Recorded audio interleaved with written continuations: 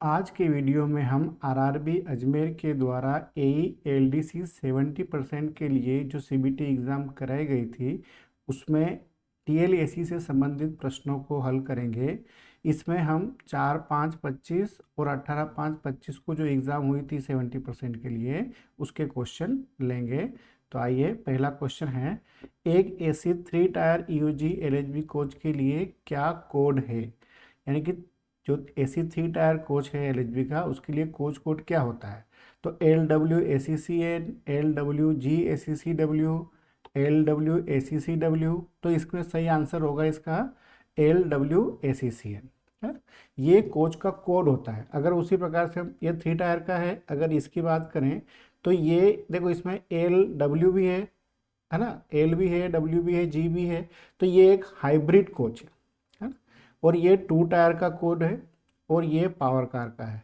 तो coach code कहाँ लिखा होता है कोच के ऊपर? अगर उसकी बात करें तो देखो, ये एक कोच है 3 टायर, इसके पीछे देखो यहाँ पे एक कोड लिखा होता है, LWACCN लिखा है ना। तो इसी कोड के बारे में वो बात कर रहा है कि कौन से कोच का कौन सा कोड होता है। आपने देखा होगा, कोच जब खड़ा होता है तो उसके पीछे की तरफ एक नंबर लिखा होता है ना। इस कोच कोड के ऊपर मैंने एक अलग से वीडियो बना रखा है कोच कोड के नाम से, तो उसमें सभी कोचों को कवर किया है, तो आप एक बार देख सकते हैं। अब अभी जो हमने कोच कोड देखा उसके ऊपर क्या लिखा था? LWACCN है ना। तो इसका मतलब क्या हुआ कि एल का मतलब हो गया LHB, और AC का मतलब हो गया एयर कंडीशनिंग, और C का मतलब होता है कोच, और जो N है ये इसका कोई फुल फॉर्म नहीं है, ये एक प्रकार से कोड फॉर 3 टायर, यानी कि 3 टायर के लिए ये एक कोड दिया गया है N। अगर यहाँ W है तो यहाँ पे आएगा 2 टायर। ठीक। अब आपने देखा कि इसमें मैंने W नहीं लिखा है ना। तो LWACCN, तो यहाँ पे L का मतलब तो LHB हो गया, AC का मतलब एयर कंडीशनिंग हो गया, कोच, और ये 3 टायर के लिए कोड है। लेकिन बीच में ये W लगा है, इसका दो मतलब होते हैं। एक तो ये कि ये ब्रॉडगेज का कोच है यानी कि W, और दूसरा है कि विथ वेस्टिब्यूल है। तो W का मतलब वेस्टिब्यूल भी होता है। ठीक है। तो वेस्टिब्यूल का मतलब ये होता है कि जहाँ दो कोच के बीच में हम आते जाते हैं ना, जो रास्ता होता है उसको वेस्टिब्यूल बोलते हैं। लेकिन आजकल क्या है, सभी कोच वेस्टिब्यूल के साथ आते हैं, इसीलिए W आजकल हटा दिया है। कोच के पीछे आपको हो सकता है केवल LACCN, LACCW है ना, इस टाइप से देखने को मिले, इसलिए मैंने ये कोच कोड लिया है। बाकी W लगा है तो कोई फर्क नहीं है, वो ब्रॉडगेज का कोच है और विथ वेस्टिब्यूल है ना। तो LWACCN 3 टायर का कोच कोड है, जो कि अभी अपने क्वेश्चन के हिसाब से आंसर लगाया। नेक्स्ट क्वेश्चन है, भारतीय रेलवे में एक AC 2 tyre EOG LHB coach के लिए क्या कोड है? देखो, आपको यह याद रखना कि वो LHB कोच का पूछ रहा है या सेल्फ जनरेशन का पूछ रहा है ना। तो इसमें इसके हिसाब से अगर हम बात करें, जो भी हमने समझा उसके हिसाब से इसका सही आंसर होगा LWACCW। अब यहाँ पे भी क्या होगा, देखो, L मतलब LHB, AC मतलब एयर कंडीशनिंग, C मतलब कोच, और W जो है कोड फॉर 2 टायर। इसका कुछ फुल फॉर्म नहीं है। ठीक है। तो LHB air conditioning 2 tier sleeper coach. अभी पहला जो कोड है इसमें अगर पूछता है तो देखो, इसमें L का मतलब LHB है, W का मतलब विथ वेस्टिब्यूल प्लस ब्रॉडगेज का कोच है। अब यहाँ देखो G भी लगा है, तो G का मतलब होता है सेल्फ जनरेशन, और AC का मतलब एयर कंडीशनिंग, और C का मतलब कोच है, और N का मतलब 3 टायर है। यानी कि ये एक ऐसा कोच है जो LHB भी है, सेल्फ जनरेशन भी है, और 3 टायर कोच है। तो इसको हम बोलते हैं हाइब्रिड कोच। ठीक। अब LWLRRF, तो ये पावर कार का है, और LWSCZAC, तो ये एक चेयर कार का कोड है। चेयर कार कौन सी है? इसमें भी AC लगा है, तो ये है एक AC चेयर कार, जो शताब्दी वगैरह में आपने देखा होगा जो लगी होती है। ठीक है। तो इसके ऊपर और भी डिटेल अगर आपको चाहिए वीडियो की, मतलब कोच कोड के संबंधित, तो मैंने इसके ऊपर एक अलग से वीडियो बना रखा है कोच कोड के नाम से, तो वो आप देख सकते हो। ठीक है। आजकल ये क्वेश्चन पूछा जाता है कि भाई कौन सा कोच है, उसका कौन सा कोड है। ठीक है, ये भी हमने समझा। अब नेक्स्ट क्वेश्चन है, भारतीय रेलवे में दिए गए विकल्पों में से एक LHB AC कोच में मोबाइल लैपटॉप चार्जिंग सॉकेट किस विद्युत पावर सप्लाई पर कार्य करते हैं? यानी कि कोच के अंदर जो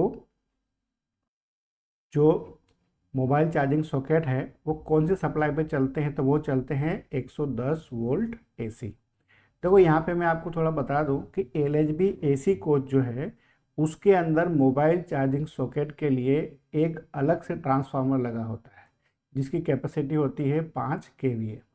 ठीक है, तो उसको 415 इनपुट देते हैं और उसका जो आउटपुट है, ठीक है, इस प्रकार से देखो ट्रांसफार्मर दिखता है ना। इसका जो आउटपुट है वो रहता है 190 वोल्ट एसी 3 फेज, है ना। कितना रहता है? 190 वोल्ट एसी 3 फेज।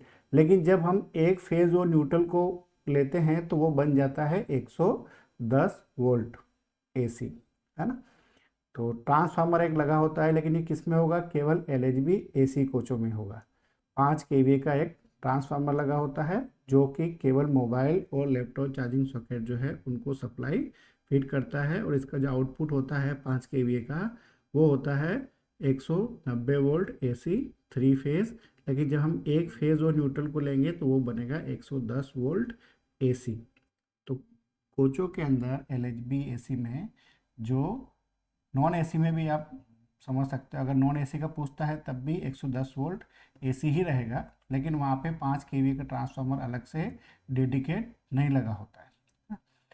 इस प्रकार से एसी कोच में दो ट्रांसफार्मर होते हैं, एक 60 kVA का और एक 5 kVA का, जो कि मोबाइल लैपटॉप चार्जिंग सॉकेट के लिए है। ठीक है, तो 110 वोल्ट एसी। तो देखो ये एक LHB का एसी कोच है। देखो यहाँ पे ये जो ट्रांसफार्मर लगा है ये 5 kVA का ट्रांसफार्मर है, और इसकी दूसरी तरफ जो है वहाँ पे एक ट्रांसफार्मर और लगा होगा जो कि 60 kVA का है, 60 kVA का 60, है ना, जो कि मेन पावर ट्रांसफार्मर है। इसका जो इनपुट ट्रांस सप्लाई होते हैं 5 kVA का, ये होता है 415 वोल्ट और आउटपुट 190 वोल्ट एसी 3 फेज। भारतीय रेलवे में एक LHB 2 टियर एसी कोच में कुल कितने RMPU उपलब्ध होते हैं? ठीक, तो इसका सीधा सीधा आंसर है कि 2 RMPU होते हैं। RMPU इस प्रकार से हमें दिखता है, रूफ माउंटेड पैकेज यूनिट। तो इस प्रकार से देखो कोच के ऊपर लगा होता है। तो LHB के जितने भी एसी कोच हैं, ठीक है, चाहे वो 2 टायर हो, 3 टायर हो, फर्स्ट एसी हो, चेयर कार हो एसी, है ना, डबल डेकर हो, तो देखो जितने भी एसी कोच हैं पावर कार को छोड़ के, पावर कार के अंदर केवल एक RMPU होता है, बाकी सभी एसी LHB कोचों में 2 RMPU होते हैं, और 7 टन की एक कैपेसिटी होती है। तो 7+7 यानी कि 14 टन की कैपेसिटी रहेगी, है ना। भारतीय रेलवे में एक LHB एसी कोच में प्रयुक्त डिस्ट्रीब्यूशन ट्रांसफार्मर की रेटिंग क्या होती है? तो देखो LHB एसी कोच का पूछ रहा है। अभी मैंने आपको बताया ऊपर वाले क्वेश्चन में कि एसी कोच के अंदर 2 ट्रांसफार्मर होते हैं, एक 5 kVA का और एक 60 kVA का। ठीक है, तो प्रयुक्त डिस्ट्रीब्यूशन जो ट्रांसफार्मर है मेन, उसकी कैपेसिटी होती 60 यानी कि 60 kVA, जो कि हमें इस प्रकार से दिखता है लगा हुआ, ये अंडर फ्रेम में लगा है ना। ये 60 kVA का ट्रांसफार्मर है, और मैंने आपको एक दूसरा ट्रांसफार्मर भी अभी दिखाया था जो कि 5 kVA का था, है ना। और ये इस प्रकार से हमें सामने की तरफ लगा हुआ दिखता है। इसका जो इनपुट सप्लाई है वो है 750 वोल्ट, और जो आउटपुट है वो है 415 वोल्ट। ये फीडर के साथ, फीडर की जो सप्लाई आती है ना, 750 वोल्ट वो इस ट्रांसफार्मर में आती है, और यहाँ से वो 415 वोल्ट बन के कोच को चार्ज करती है। तो ये मेन पावर ट्रांसफार्मर है। ठीक है, इसके बारे में अलग अलग क्वेश्चन आते हैं कि अगर पेंट्री कार है तो उसमें कितने ट्रांसफार्मर लगे हैं 60 kVA के, तो उसमें 2 लगे होते हैं, और अगर पावर कार है तो उसमें 3 लगे होते हैं। भारतीय रेलवे में LHB पावर कार में प्रयुक्त एक डीजल इंजन की क्षमता क्या होती है? 320 bhp, 490 bhp, 520 bhp या 600 bhp? bhp का मतलब होता है ब्रेक हॉर्स पावर। तो इसका जो सही आंसर है वो है 490 bhp। और पावर कार के अंदर हमें ये इंजन इस प्रकार से दिखता है, ये कुमिंस का है, उसी प्रकार से ग्रीव्स कॉटन का भी होता है ना, किर्लोस्कर का भी होता है। तो ये जो इंजन है इसकी कैपेसिटी कितनी है? 490 bhp, और पावर कार के अंदर ये लगा होता है। तो हम लोग को यही पूछा है कि भारतीय रेलवे में एलएचबी पावर कार में प्रयुक्त एक डीजल इंजन की क्षमता क्या है? तो 490 bhp है और इसके साथ अल्टरनेटर कपल्ड होता है, इसलिए इस पूरे कंबाइंड सेट को हम बोलते हैं डीए सेट, यानी कि डीजल अल्टरनेटर सेट। और जो अल्टरनेटर है उसकी कैपेसिटी होती है 500 kVA। तो इसका सही आंसर है 490 bhp। और जो पावर कार है वो कोच हमें इस प्रकार से दिखता है। देखा होगा आपने कि जो हमारी मेल एक्सप्रेस गाड़ियां हैं, है ना, सभी के पीछे या आगे इस प्रकार से पावर कार जो है कोच लगा होता है। इसको हम LWLRRM, है ना, या LWRRM के नाम से इस कोच को जानते हैं, इसका कोड है वो, है ना। भारतीय रेलवे में एक फर्स्ट क्लास एसी कोच में आरएमक्यू की रेफ्रिजरेशन की टन में क्षमता कितनी होती है? अब देखो ये क्वेश्चन थोड़ा सा कंफ्यूजन वाला है। कंफ्यूजन वाला इसलिए है कि जितने भी एलएचबी के एसी कोच है, लेकिन यहाँ पे देखो उसने एलएचबी कहीं मेंशन नहीं किया है ना। इसने केवल आरएमपीयू, और आरएमपीयू में तो जो कन्वेंशनल कोच होते हैं आईसीएफ कोच वो भी होते हैं। तो यहाँ पे अगर एलएचबी पूछता तो उसके अंदर होती ही 14 टन, यानी कि उसमें 2 आरएमपी होते हैं। तो इसका जो सही आंसर है वो 2 होंगे, एक 14 टन और दूसरा 60 टन। अब ऐसा क्यों है तो वो थोड़ा मैं आपको बताता हूँ। यहाँ पे कुछ मेंशन नहीं किया है, इसलिए अगर हम इसको एलएचबी का अगर कोच मानते हैं first AC first class coach, तो उसके अंदर 2 आरएमपीयू लगे होंगे और दोनों की कैपेसिटी 7+7 यानी कि 14 टन होगी। अगर ये आईसीएफ कोच होगा, यानी कि आरएमपीयू वाला तो है लेकिन आईसीएफ यानी कि सेल्फ जनरेशन कोच होगा, तो उसमें एक ही लगा होता है, ठीक है। तो यहाँ पे 60 टन होगा, लेकिन एलएचबी कोच की ही आजकल ज़्यादा बातचीत करते हैं, तो उसके हिसाब से इसका सही आंसर होगा 14 टन। लेकिन ये क्वेश्चन क्या है, कन्फ्यूजन वाला है, क्योंकि इसमें एलएचबी कहीं मेंशन नहीं किया है, लेकिन जो सेल्फ जनरेशन है उसमें एक ही लगा होता है, ठीक। ये है आरएमपीयू, अगर ऐसे 2 लगे हैं तो 14 टन होगा, ठीक है। और एलएचबी के जितने भी एसी कोच है पावर कार को छोड़ के सभी के अंदर 2 आरएमपीयू लगे हैं 7+7 कैपेसिटी। ये आरएमपीयू इस प्रकार से दिखता है, इसलिए ऊपर लगा होता है, इसलिए हम उसको बोलते हैं रूफ माउंटेड पैकेज यूनिट। भारतीय रेलवे में एक LHB type EOG power car में कितने और कितनी क्षमता के ट्रांसफार्मर होते हैं? देखो मैंने अभी आपको बताया है ना कि 60 केवीए के मेन पावर ट्रांसफार्मर होते हैं कोचों के अंदर, एलएचबी कोचों में। सभी एसी कोचों में 60 केवीए का लगेगा, और जितने भी एलएचबी के नॉन एसी कोच हैं उनमें 9 केवीए का लगेगा, ठीक है। अगर यहाँ पे एसी कोच की बजाय, है ना, नॉन एसी कोच पूछता तो 60 केवीए का ट्रांसफार्मर उसके अंदर नहीं लगा होता है, नॉन एसी कोच में 9 केवीए का लगा होता है। लेकिन क्वेश्चन हमारा यह है कि पावर कार के अंदर कितने ट्रांसफार्मर लगे हैं?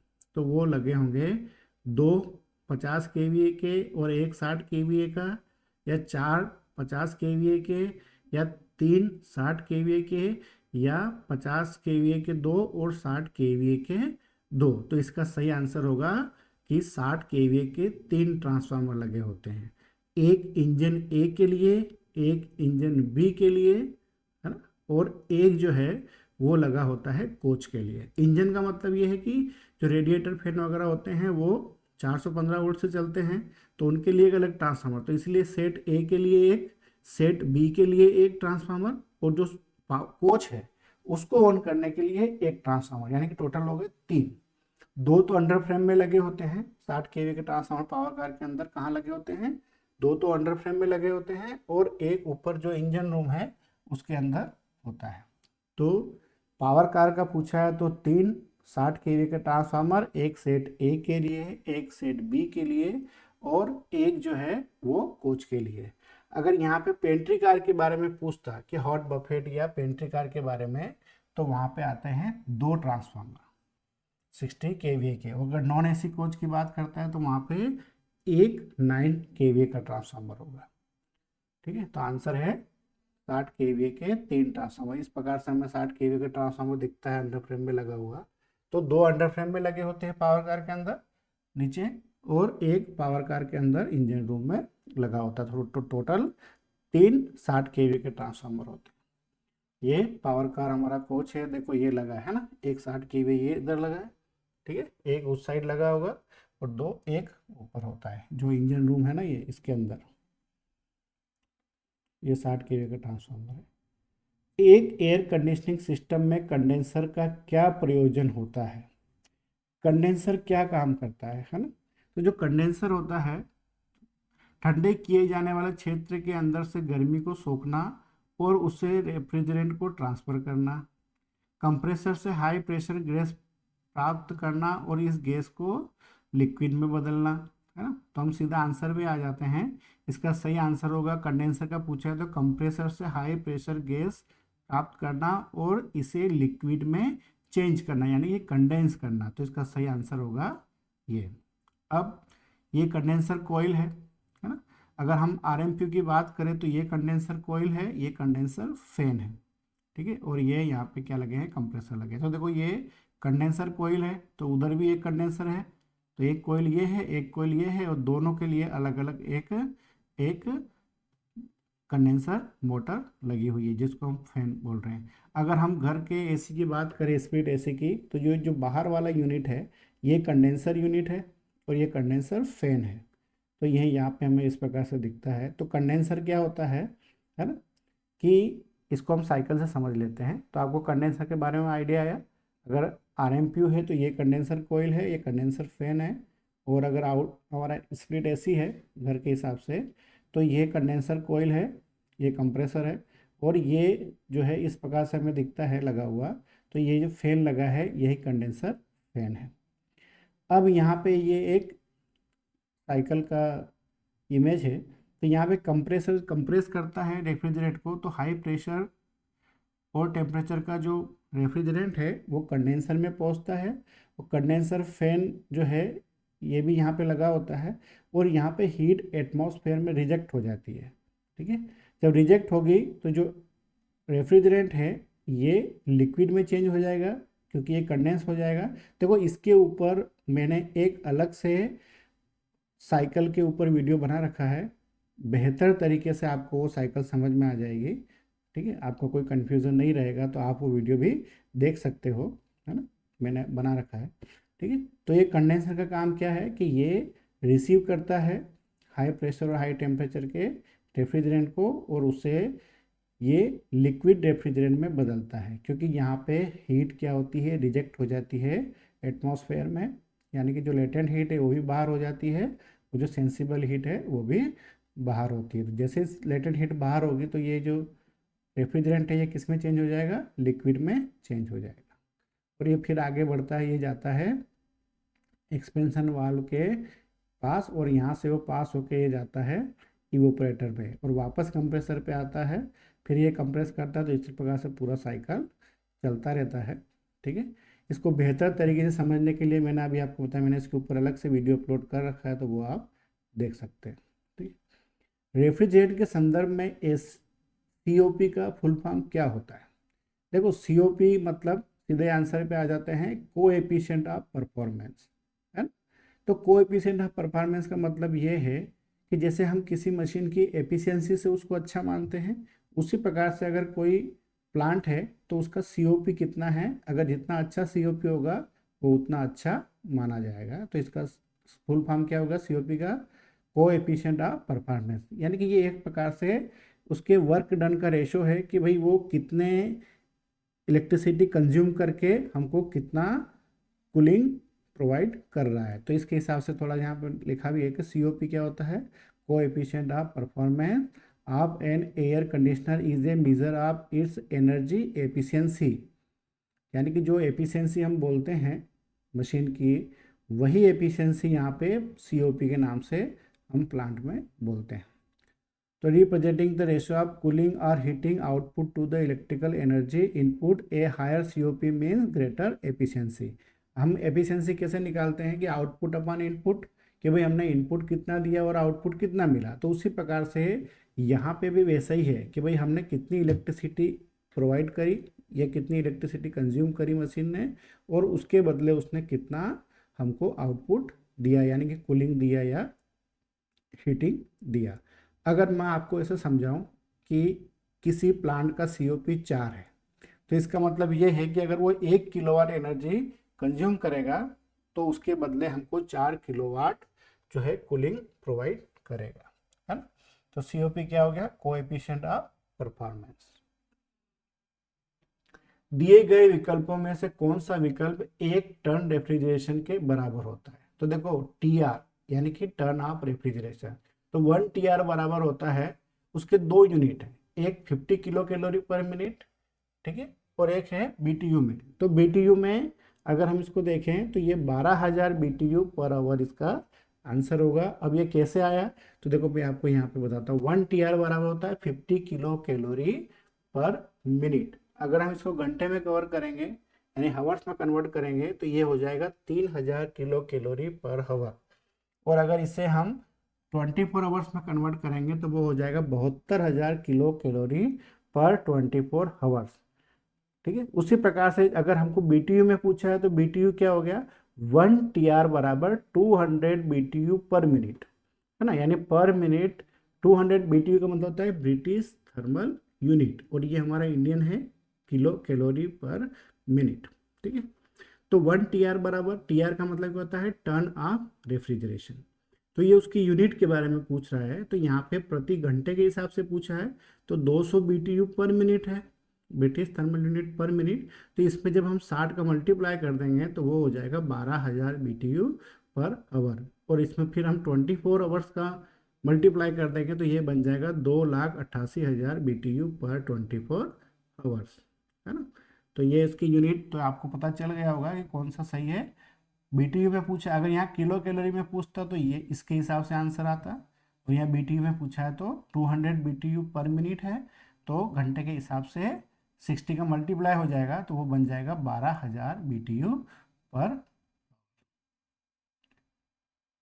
ट्रेन के कोच के संदर्भ में RMPU का अर्थ होता है, तो RMPU का अर्थ होता है रूफ माउंटेड पैकेज यूनिट।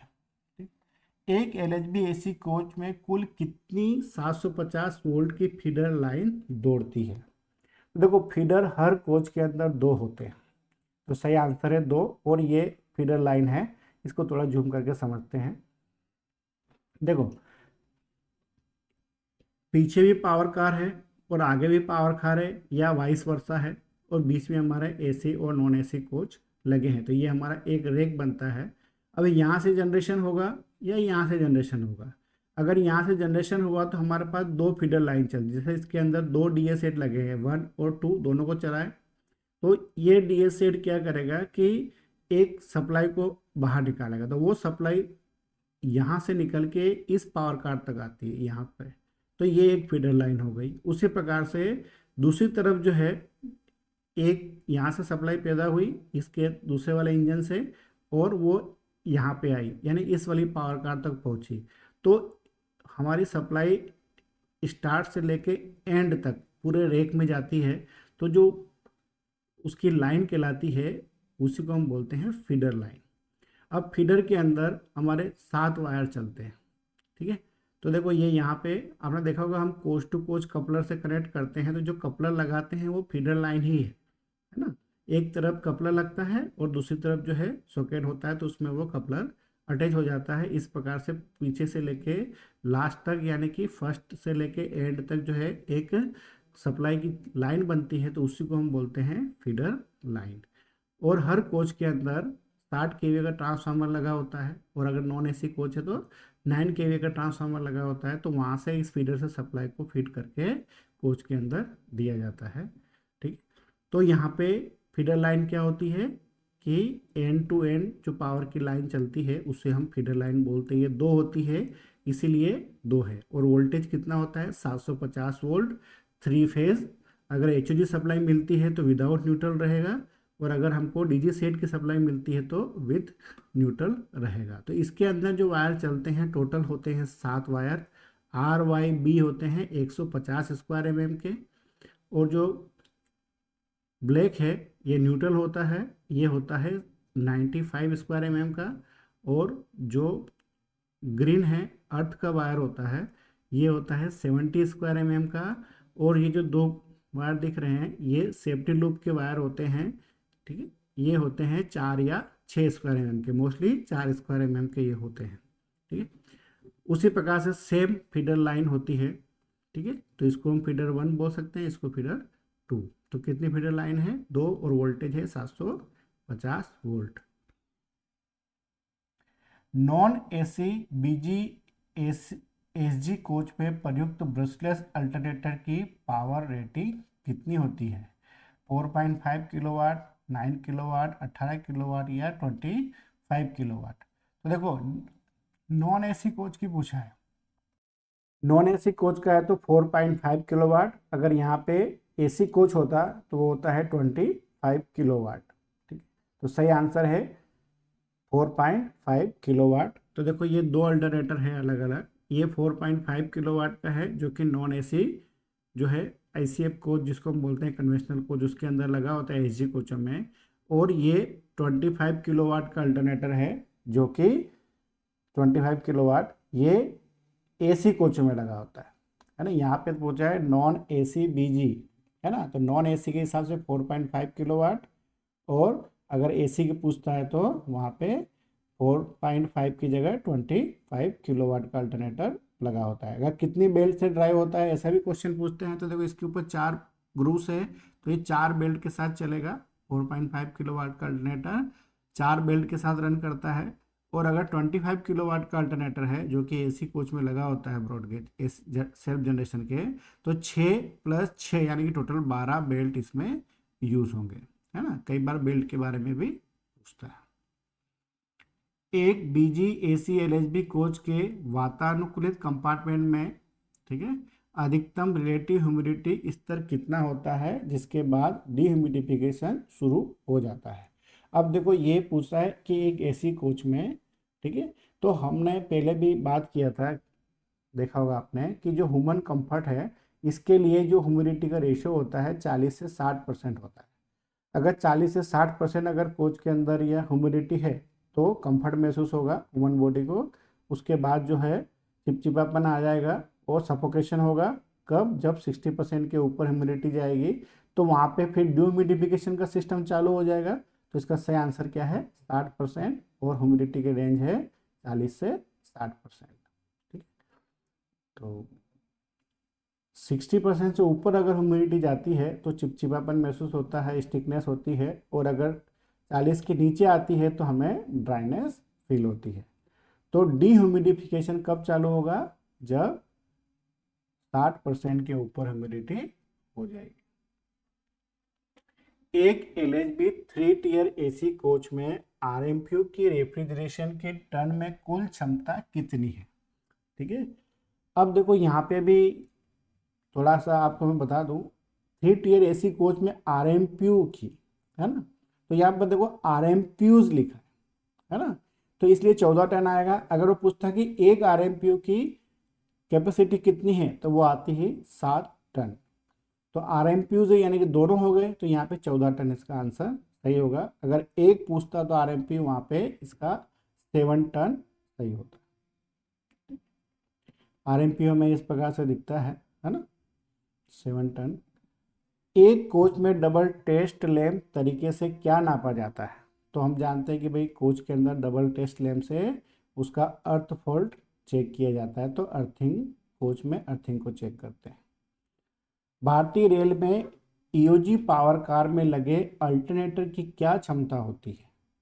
अभी हमने ऊपर बात किया था एक क्वेश्चन में डीजी सेट वाले में, तो वहाँ पे अल्टरनेटर और डीजी सेट दोनों को मिला के हम बोलते हैं डीए सेट। वो जो कहाँ लगे होते हैं? पावर कार के अंदर लगे होते हैं। तो जो डीजल इंजन है ना, उसका जो कैपेसिटी है, जो डीजल इंजन है इसकी कैपेसिटी है 490 bhp, और ये चलाता है एक अल्टरनेटर को जिसकी कैपेसिटी है 500 kVA।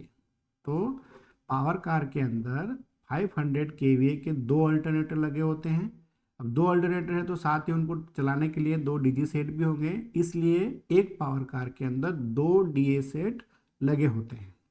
तो ये जो अल्टरनेटर लगा है, जो इसको ड्राइव करने के लिए डीजी सेट लगा है, तो डीजी सेट की कैपेसिटी है 490 bhp और अल्टरनेटर की कैपेसिटी है 500 kVA और ये कितना वोल्टेज प्रोड्यूस करता है? 750 वोल्ट AC 3 फेज। एक एयर कंडीशनिंग सिस्टम में इवोपरेटर का क्या प्रयोजन होता है? अब जो इवोपरेटर होता है, ठीक है, सीधे हम आंसर के ऊपर आ जाते हैं। ठीक है, ठंडे किए जाने वाले क्षेत्र के अंदर से गर्मी को सोखना और उसे रेफ्रिजरेंट को ट्रांसफर करना, ये इवोपरेटर का काम है। अभी हमने समझा था कि इवोपरेटर कहाँ लगा होता है। तो देखो ये कंप्रेसर है, ये साइकिल का फोटो है। तो ये कंप्रेसर कंप्रेस करेगा, फिर वो कंडेंसर में सप्लाई जाएगी, कंडेंसर से वो एक्सपेंशन वाल, और फिर वो आएगी इवोपरेटर में। तो जो कूलिंग कोयल होती है उसे ही हम बोलते हैं इवोपरेटर। तो यहाँ पे जो कूलिंग कोयल है, ठीक है, उसके साथ एक ब्लोअर लगा होता है या फैन लगा होता है। तो जो फैन है ये रिटर्न हवा को सक करेगा, और रिटर्न हवा जो कि गर्म होती है तो वो हवा क्या होगा, इस कोयल के ऊपर टकराएगी, और कोयल के अंदर जो रेफ्रिजरेंट है, ठीक है, लिक्विड रेफ्रिजरेंट है, तो वो रेफ्रिजरेंट क्या करेगा कि जो हवा आ रही है रिटर्न हवा, उसका टेम्परेचर ज़्यादा है तो उसके अंदर की जो हीट है वो उसको एब्जॉर्ब कर लेगी, और जो रेफ्रिजरेंट है वो लिक्विड से हीट मिल जाएगी उसको, तो वो गर्म हो जाएगा, तो वो वेपर बन के यहाँ से बाहर निकलेगा। तो ये इवोपरेटर का काम है। तो जो इवोपरेटर है वो क्या करता है कि रेफ्रिजरेंट को हीट प्रोवाइड करता है। कहाँ से प्रोवाइड करता है? कि जो रिटर्न हवा आती है उससे हीट को एब्जॉर्ब करता है, और जो रेफ्रिजरेंट है वो गर्म हो जाता है, और वो यहाँ से वापस वेपर बन के कंप्रेसर में आता है, फिर वो कंप्रेस होता है, यही साइकिल चलता रहता है। ठीक है, इसको डिटेल में समझना है तो मैं आपको दोबारा रिपीट करता हूँ, इसके ऊपर मैंने एक अलग से वीडियो बना रखा है। ठीक है, अब घर के एसी के हिसाब से समझे, स्प्लिट एसी के हिसाब से, तो ये देखो ये इंडोर यूनिट है और ये आउटडोर यूनिट है। तो जो इंडोर यूनिट है इसके अंदर एक कोयल होती है, इस प्रकार की दिखती है, इसी को बोलते हैं इवोपरेटिंग या इवोपरेटर। और ये कूलिंग कोयल है, इसके साथ ब्लोअर लगा होता है। तो जब ब्लोअर चलता है तो रिटर्न हवा वो खींचता है, और वही हवा जो है रेफ्रिजरेंट के साथ टकराती है ना, कोयल के साथ टकराएगी तो कोयल के अंदर क्या है, रेफ्रिजरेंट है। तो वो रेफ्रिजरेंट क्या करेगा कि हीट को एब्जॉर्ब करेगा, गर्म हो जाएगी रेफ्रिजरेंट, और वो कंप्रेसर को चली जाएगी। ठीक है, तो ये इवोपरेटर यूनिट है। दिए गए विकल्पों में से कौन सा विकल्प एक स्प्लिट टाइप एयर कंडीशनर की इंडोर यूनिट का पार्ट नहीं है? देखो इंडोर यूनिट के अंदर अभी हमने देखा इसके अंदर क्या क्या है। देखो ये इंडोर यूनिट है, इसके अंदर एक कॉइल है जिसको हम बोलते हैं कूलिंग कॉइल, ब्लोअर है, और इसके साथ ही एक्सपेंशन वाल्व भी लगा होता है। लेकिन जो आउटडोर यूनिट है इसके साथ क्या लगा है, कंडेंसर। ठीक है, तो यहाँ पे इवोपरेटर कोयल है, एक्सपेंशन वाल्व है, एयर फिल्टर रहता है, लेकिन कंडेंसर कोयल नहीं होती है। ये कहाँ होती है? ये होती है बाहर। ठीक है, इसलिए इसका सही आंसर क्या होगा, कंडेंसर कोयल इसका पार्ट नहीं है। किसका? इंडोर यूनिट का पार्ट नहीं है, क्योंकि कंडेंसर जो है ये बाहर होता है। ये कंडेंसर कोयल है ना, और ये बाहर जो है एक फैन लगा होता है जिसे हम बोलते हैं कंडेंसर फैन। तो आपको ये वीडियो कैसा लगा, पसंद आया हो तो लाइक करें, और अगर आपको इन सभी का पीडीएफ चाहिए तो आप 199 वाली मेंबरशिप ज्वाइन करके मुझे मैसेज करें यहाँ, तो मैं आपको सभी पीडीएफ प्रोवाइड कर दूंगा। मिलते हैं अगले वीडियो में। अगर आपको पसंद आता है तो प्लीज़ लाइक ज़रूर करें। धन्यवाद।